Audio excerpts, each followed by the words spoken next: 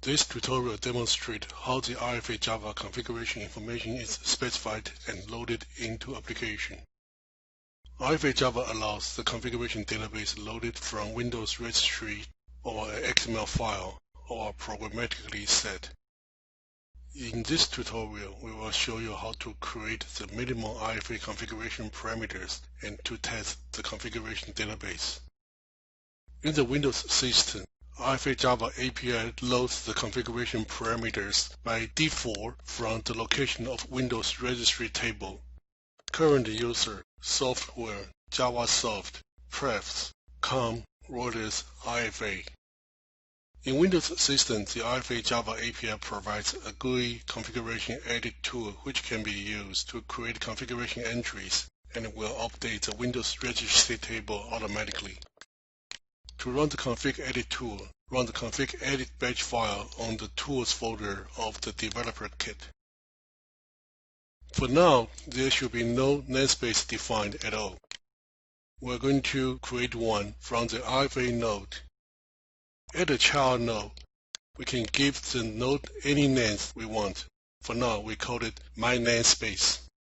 The tool creates connections and sessions nodes on the my namespace automatically. On the session node, create a session for consumer. We call it cons session. On the connection node, create a connection for consumer. We call it cons connection. We're going to add value for each of the configuration property. Modify the session to use con connection as the value of connection list. Next, we're going to configure connection properties. The connection type should be RSSL.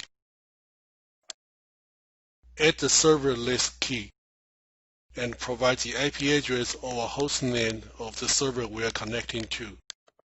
We're using the IP address of ADS in our test lab. You will need to get the IP address or host name of your ADS from your market data support group. Next, add the port number.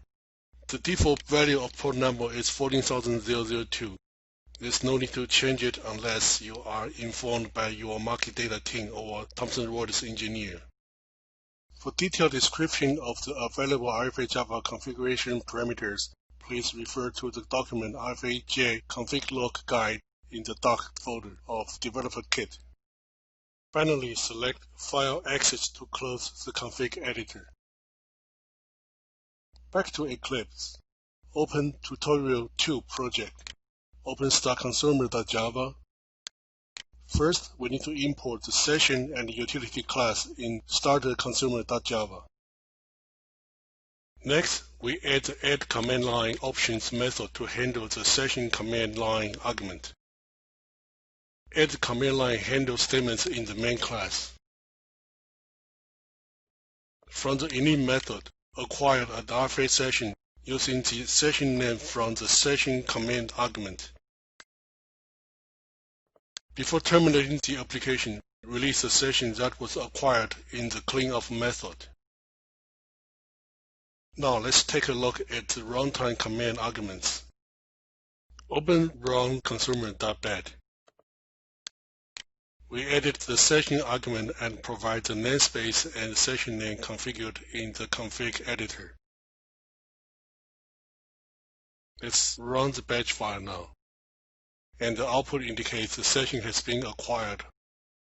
Otherwise, an error message will be displayed. This concludes the tutorial. Thank you.